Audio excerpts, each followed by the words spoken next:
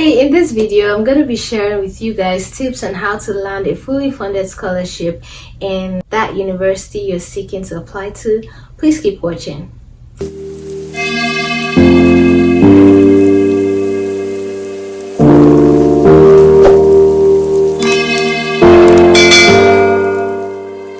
Hey guys, and welcome back to my YouTube channel. How are you guys? I got a lot of feedback from the last set of videos that I did. Funny enough, I did it for my friends who gained admission for the incoming session this fall 2020. But you know, I got so much love and feedback. Apparently it was useful to even much more people than I thought it would be to. So yeah, and some of the questions I got were, okay Dami, I have admission but I don't have the funding or scholarship. Some also said I have a low CGPA. I didn't want to write GRE, and trust me, I feel you, I get you, I understand you. And I'll be making new sets of videos that would address all these questions and even much more. So second on my list to say before I get into this video, I want to say thank you to everyone that has subscribed. I love you so much. Thank you. If you're new here, please make sure you subscribe. Press that red button that says subscribe and click on the bell. It will notify you whenever I upload a video. If you're a returning subscriber, I love you so much. Thank you for always coming back to watch this girl.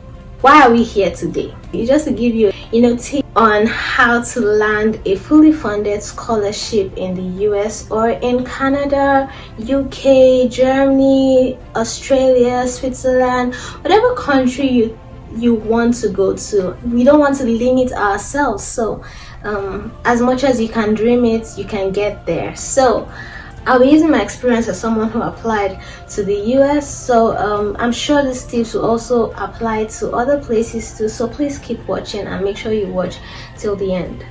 So the first thing on my list is starting early. Trust me guys, there's nothing like starting early. First of all, you want to make sure that you have all the requirements for the admission process. The admission process takes a lot. There's a lot of requirements and you can't just do a shoddy job if you want to get a fully funded admission, and so it is imperative that you start early. It could be contacting the professors that would write a letter of recommendation for you. It could be in contacting your graduate coordinator for admission in that school to ask questions. It could also be in checking stuff online. Like, there's nothing that beats an extensive search that is done early. Usually when you're in that process, there's so much to do, you might be under pressure, and it's always better to have started early so that you don't have to be in a rush and then miss out on some things. And one very important thing I want you to note is, if you are applying to for fall admission, you need to know that you should have started a year before, because that prepares you before you apply, before you get your visa and stuff like that. You need like a year. So you can't just say you want to resume, let's say in July, and you just start in like maybe January. It may not work. Who knows, it might work for you, but the best thing is to start early. And one tip that I feel would be useful to you, which I did, was when I was applying to schools. For example, let's say I was applying to 3 schools. What I did was I wrote like the names of the school on each page of my notebook, and then wrote all the requirements down to the numbers of the letters of recommendation needed, to whether they wanted my official transcript or they could use my student copy transcript to process the admission, to even the university code for my standardized exams, to the deadline for submission. I made sure to write everything clearly and the deadline, so that I know the grounds I've covered and what other places to focus on. I don't think this video would make any sense if I don't tell you that you need to start early, because starting early helps you cover your tracks, especially in things that were like oversights. Please journal and start early. So the second point on my list is to take your GRE early. I only did GRE, so that's what I'm going to talk about in this video. But if you're going to be doing other standardized exams, make sure you take them early. For example, TOEFL, IELTS, and GRE, like I just mentioned. This is very important because these exams are standardized exams, and it means that you need to prepare well for it. You can't just do a shoddy job and expect to ace the exam. Actually, I'm going to make a video on how to ace your GRE. Be on the lookout for that video because it's going to be mind-blowing, if I do say so myself. Anyways, what I was saying is you need to prepare for GRE early. And why do you need to prepare for GRE early? First of all, it helps to make your application package complete. Now, I know some schools will say, oh, if you've not written your GRE, they will still review your application. But it's always better to have a complete application pack than be on the side where they are waiting for you to get your GRE scores for them to review. If you have everything complete and you fit into the kind of student they want, they would give you admission. But imagine they want 20 students and they've reviewed so many students and they already have like 20 students, and you on the other hand, you have not submitted your GRE score. You might forfeit that admission, not because you did not pass, but because it wasn't in your file as at the time when your application package was renewed. So it is always necessary that you write your GRE early.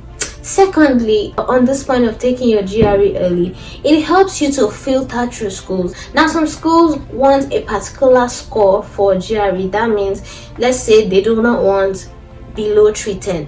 If you get like 300, then you know that you need to re-strategize and get schools or take schools that would be around the range of your scores. This helps you to, plan properly. Compared to, let's say you wrote the GRE very late, you already have started application in a school hoping to get the score that the school wants, and then you get a score lower than that. It's defeats the purpose, or it makes you feel like, okay, you might not get the admission. So writing your GRE early makes you know the number of schools or the type of schools that you should apply to. Lastly, writing your GRE early helps you to prepare very well. Like I said earlier, GRE is a standardized exam. You don't just want to prepare haphazardly and then get there and realize that it's much tricky than your normal exam. Like I said, it's a standardized exam and the questions have been made to be intentionally tricky. So you need to have understood the concept. You need to be able to see a question and know, okay, this is the fastest way to tackle this question with the lowest amount of time. So please prepare for GRE. Prepare to write your GRE early. The third on my list is to write your SOP.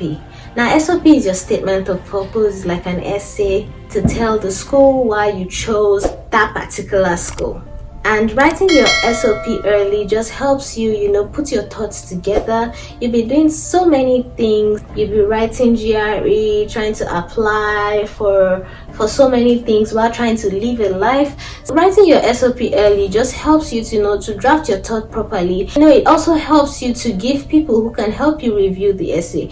Now, no man is an island, and so if you give someone your essay some months before the deadline of your admission, it helps them to be able to review you. So please write your SOP early and give it to people to review for you so that you can correct your mistakes and write a very catchy SOP that gets the attention of all your application reviewers. The next thing on my list is write a well-constructed CV. Usually when you're applying to grad school, the CV you use is in academic formats, and so it is necessary that you start preparing your CV so that it will fit the format that the school wants. You don't want to write a CV, or you don't want to submit a CV that is not the type that your school wants. Everything you need to do when going to grad school should be done early. Next thing on my list is make sure you join groups, let's say WhatsApp group, Facebook groups of like-minded people like you. There's nothing like being in an environment or being with people, even though virtually, that have the same goal as you. It makes the journey easier. Also, it helps in a way that you can ask questions, you get enlightened when testimonials are shared. That is, when someone gets a scholarship and they share it, you get encouraged despite the disappointments that you might have had or you might have heard of. So I think that it is necessary that you join maybe Telegram groups, WhatsApp group, Facebook groups of people that are seeking to school abroad. It just gives you perspective, and usually on groups like that, they usually share tips. There are people who are experienced in this that can guide you along the way. And also make sure you subscribe to channels like this, my channel. I'm telling you to subscribe now. Subscribe, okay? Subscribe to channels that bring you content that is needed to help your journey as an international student. The next thing on my list is you want to submit your application early too. And why do you want to do this? For example, you gain admission and you are best suited for the program, you tend to get scholarship early. You get to be part of those that will be funded by the university that you're applying to. Usually fall admission ends in like November or December, and that's when the funding is always plenty, let me put it that way. And so you want to apply within that time frame so that there will be an allocation to you.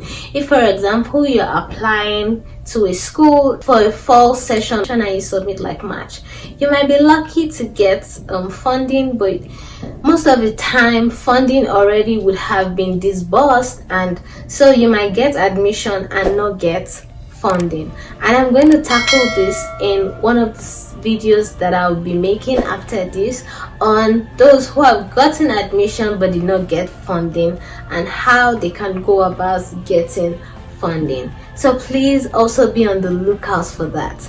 So like I was saying, make sure you submit before the deadline. And lastly, why do you want to submit your application early?